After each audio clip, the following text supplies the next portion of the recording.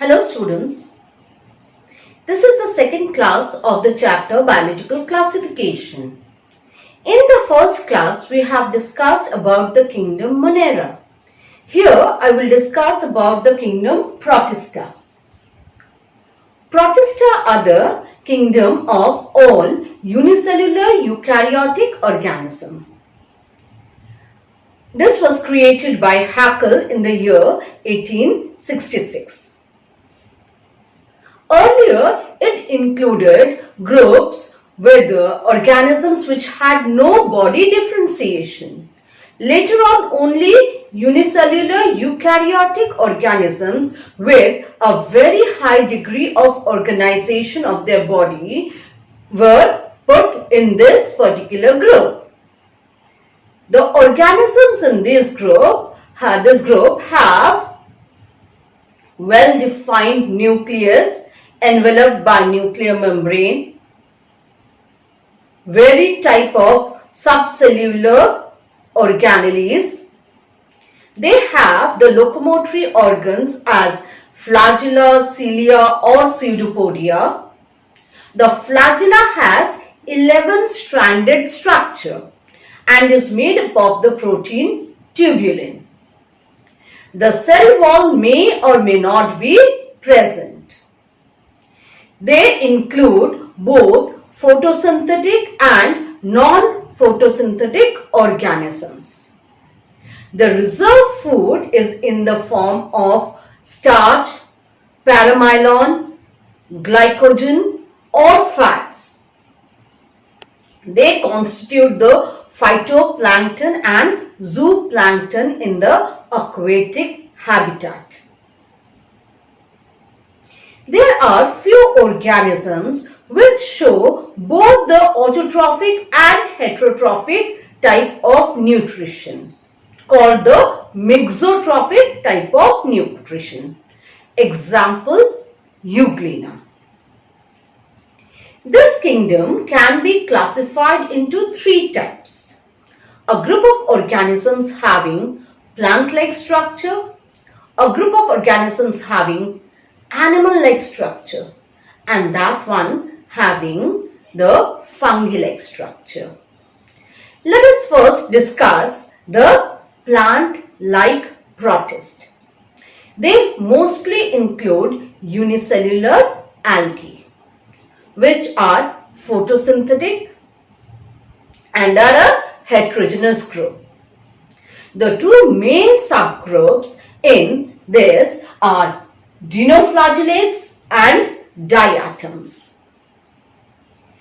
Dinoflagellates, they are unicellular, biflagellated, golden brown algae. Though their color may vary from blue, green, red or even colorless. They constitute the majority of phytoplankton. The red tide that occurs in the sea is mainly due to these dinoflagellates. These dinoflagellates spread over miles and miles of the seawater and forms what are known as the red tides. And the examples of the dinoflagellates that cause the red tide are Goniolax and Serratium. They are, as I said, photosynthetic organisms having pigments chlorophyll A, chlorophyll C, xanthophyll and carotenoids.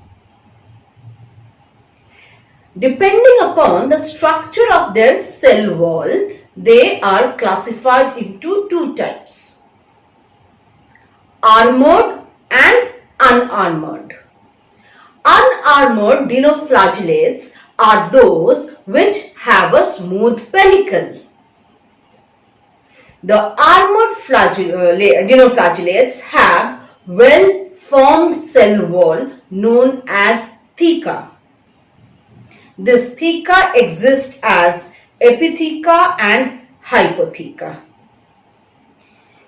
This group or this dinoflagellates they have a large size nucleus known as mesokaryon. The dinoflagellates have the characteristics of bioluminescence, which means they have the ability to glow or emit light. Another important characteristics of dinoflagellates is that they are capable of causing toxicity in humans. They secrete a toxin known as saxitoxin, which is not poisonous for the fishes that consume the dinoflagellates, but it gets accumulated in their body.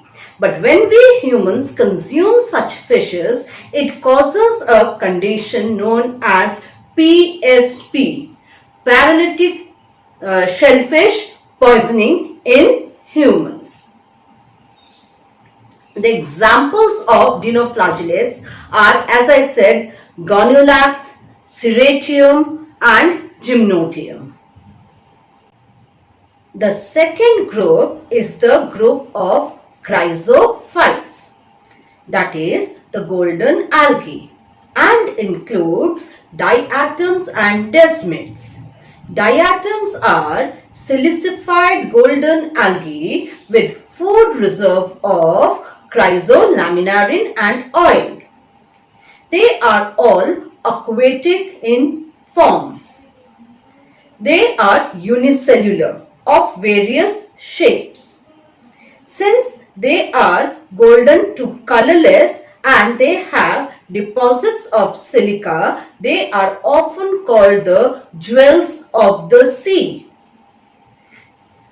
Each cell of the diatom is covered by two-valved cell wall called frustule, which is made up of silica, cellulose and pectic substances.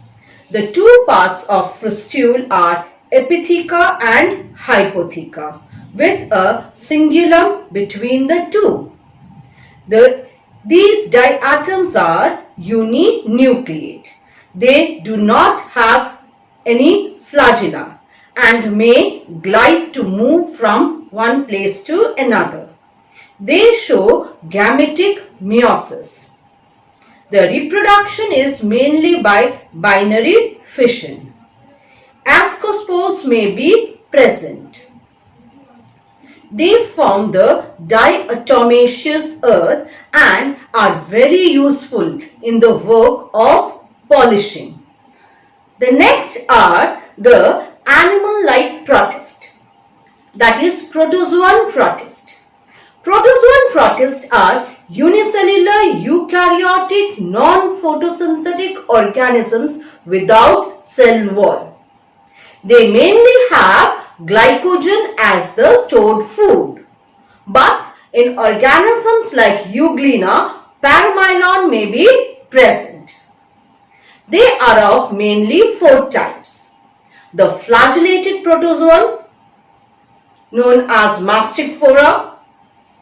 They are the flagella-bearing protozoan with a pellicle covering.